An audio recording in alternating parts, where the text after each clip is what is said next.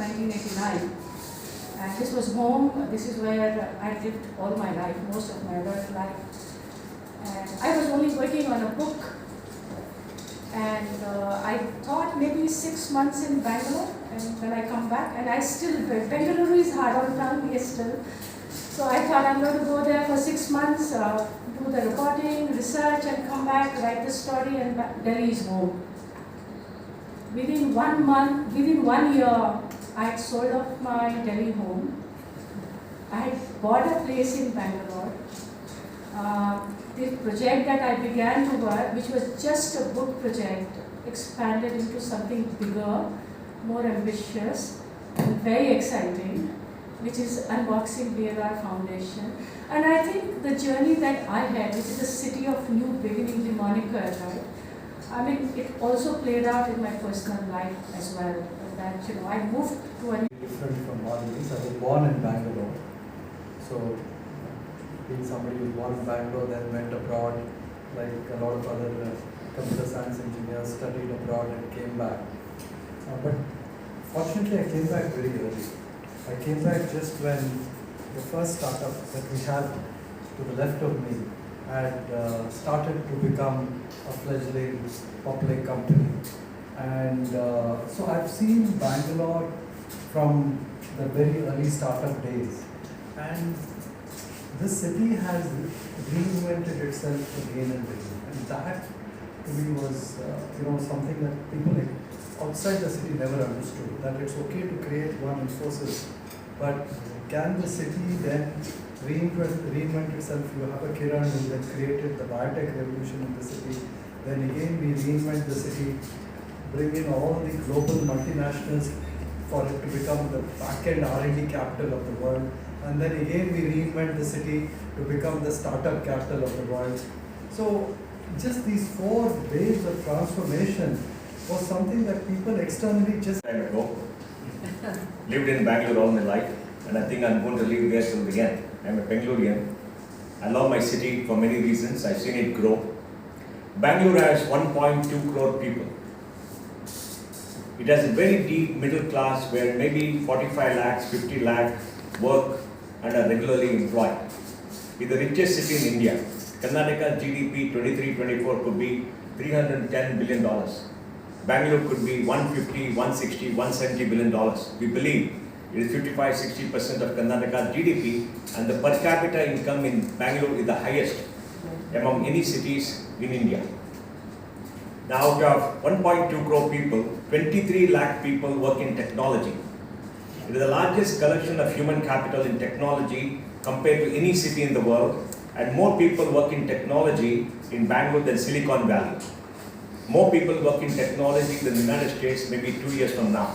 We're very close, we're number 2 in the world. We got more than 50,000 IT companies, I think there's much more, 20,000 startups, 45 unicorns. We export $80 billion of software services, and we have 350,000 chip designers, testers, and embedded software people, the largest collection of chip design talent and embedded software talent in the world, much more than China, much more than Taiwan or any other country. Every year we create about 150 to 200,000 jobs in technology. And out of 2.3 million people working in technology, I would say less than 11 lakhs are local Kannadigas, defined as people who are possibly got the 10th class in Karnataka and are educated there. We are very welcoming to the outsider. Less than 50% speak Kannada, maybe 40%. So he's a rarity, I'm a rarity. I'm a Konkani, but we are Kannadigas too. I'm born there. Kris too. I don't know, Kris is a little bit later. Came later, after we built the city to rule us. The neighboring state. Malni is of course the eastern migrant. Honorary representative. You left us. Be in the future. India's global city, 100,000 PhDs work there. And in Bangalore we have a culture where the most respected person is the most educated, most, let us say, highly accomplished person, not the person with the highest bank balance. It's important for a civilization that you respect people who are scholars, scientists and others, and in Bangalore we do that. You walk across Bangalore, there are about 50, 60 billionaires, you can meet them all over the place, but they go as ordinary people, they don't come in the swanky cars with a lot of monkeys and all kind of stuff. So essentially a very middle class town. And it grew up primarily because after independence we had the public sector come there, many great industries, and they got people from all over the country to come and stay there.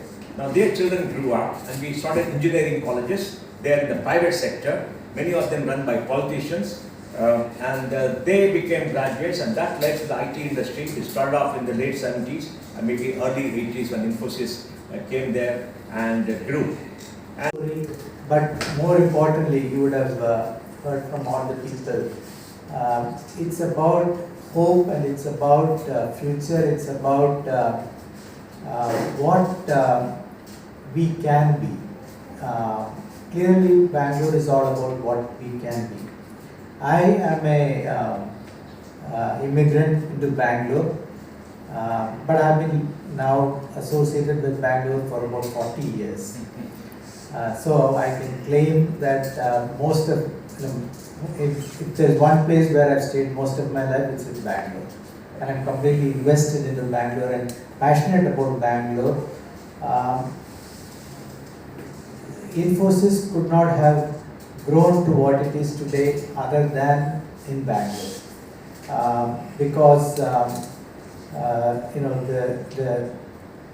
ecosystem that existed, including the software technology park experiment that was done. It was actually experimented in Bangalore before it went to other places. Clearly, Bangalore is a laboratory for innovation, for experimentation, for thinking of new way of doing things, an open, innovative way of doing things. And that's what Bangalore continues to be, and that's the reason why, as Prashant said, we had multiple of these new beginnings. The IT story really flourished in Bangalore. Now the biotech story is flourishing, the startup story is flourishing, the innovation story, it has become the laboratory for the world. All the new things that you use now, there is an element of Bangalore because everything has software, and if it has software, there is a line of code that has been written in Bangalore. Right? So everything, I believe, has a part of Bangalore in it, and that's what Bangalore is all about. In Silicon Valley, you hear about startups, you hear about one or two academic institutions, but in Bangalore, you will see startups, you will see established companies, you will see multinational companies with their R&D facility, you will see defense establishments, you will see aerospace there. So, it's just one after another. It's all about the future, and the future is being created in Bangalore. And I believe that all the governments have been very open. As Mohan said, there has not been a time when we didn't have access. They didn't listen to us, but somehow that we can't get things done. Execution is where, when it comes to governance, execution is where Bangalore has failed actually, or failed all of us. Just not just government alone, but it has failed all of us actually. What I am optimistic about is, if you think about UPI, if you think about new models, even during COVID, etc., the COVID International, Bangalore International Center, we have the India International Center, we have Bangalore International Center, we have the Museum of Arts and Photography, we have Science Gallery, Bangalore, we have a music exhibition, Indian Music Experience, Rankashankara. Many such institutions have come up now, and most of these are actually funded philanthropically. and you will find that some of the largest philanthropy have a Bangalore connection. Akshay Patra, the largest midday meal program in the world, again, started in Bangalore. So, Bangalore, that culture of philanthropy continues even today, and best industry listed in the country. In infrastructure, in services and things like that. So we did a small experiment and it's working. Till now it's working. But the pressure from the rest of the city and the population, because we are still small, right? That's the challenge we are facing. In a democracy, we need to have that. We can't create elitist enclaves. It's not right. We are a part of society. You see, I went to a school where people from all states of society came. We had children of butchers, housemaids, bus drivers, conductors, rich businessmen, government servants, etc. We all grew up together. My hero was Iqbal, who was the football captain. I meet him now and he's still a hero to me. He said, "You are a big man." I said, "No, you are my hero." Because we all mixed. Today what is happening, elitism is coming. You go to international school, the Coca-Cola generation is there. They're all there, they're all getting diverse from the rest of society. So we've got to create cities where everybody can live together, rich and poor. Further, the government has to act. We can create enclaves. We have enclaves in Bangalore. But when they come out, the road is bad, they get stuck in traffic. They can either enter, not go out. Sometimes the enclaves get flooded. The richest part of Bangalore, richest people living there got flooded. Because the drains outside were blocked. So I don't know, but we have got satellite cities. We've got Tumkur, we've got Nelamangala, we've got North Bangalore, but we don't have fast transportation. The key is fast transportation, you can come and go from there. Like you got this train going to, which is the place now, or it's 50 kilometers away in UP? Meerut. We need something like that. In Bangalore, we have Jayanagar, which is one of the best planned areas. We had Malleshwaram, which was planned. When Bangalore had the plague in the 19th century, we had Basangudi, which was an old city. So Bangalore expanded. But they stopped doing all that and started real estate business in the guise of government agencies to give plots and do all kind of stuff. So I think we need more money to go in, better agencies, better governance. That is the key. Now Delhi is good because you've got the central government running New Delhi, right? Old Delhi still has got some challenges. You see what happens in politics. So you need city governance to improve. You look at New York, city mayor is more powerful than the mayor of New York State, right? The mayor of London is very powerful. Here, the chief ministers are scared that if the mayor comes in Bangalore full time, 5 years, it will be more powerful than the chief minister because everything happens there. The Bombay mayor, if it's very powerful and all the powers are there, it will be extremely rich, right? So we have a governance problem which we have to solve in this city. Calcutta, the British had mayors. You need to have a hunger for power. Politicians have a hunger for power because you need to be devious. Because you checkmate everybody else, one person comes up. Then you need to love people. They come home at 5 o'clock, you've got to give them tea, coffee, satisfy them because, every MP has got 20 lakh constituency, 11 lakh voting. It's huge numbers, unbelievable. Largest number of voters for any constituency in the world is in India because they not have delimitation.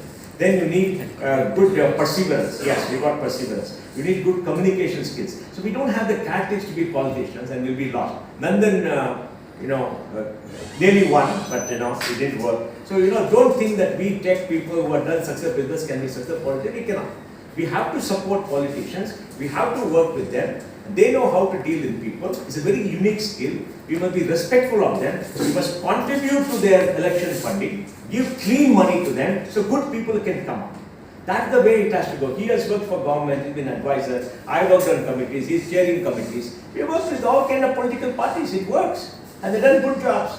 They couldn't give us what we want, but they've done a good job. So I think, politics and everybody, just because a successful businessman will not be a successful politician. I think we've got to leave it. What do you want to say? See, in certain areas, government actually works very well. The IT industry, services industry, if you look at, has benefited from support from government. The software technology policy, the income tax concession that they gave, 100% tax exemption for exports. All of that has helped the industry succeed. even for startups, if you look at where startups are perishing, the support from government is a key for the startups to succeed. So there is a role for government to play, and in some areas, I think government has worked with the industry very well. Now the transition in automotive to electric, right? The transition to sustainable fuels and things like that. Those are all areas where government is working very closely. It's really in some of the areas where the licenses are still required, spectrum, in real estate. That's where, we still have not figured out how to probably work together well.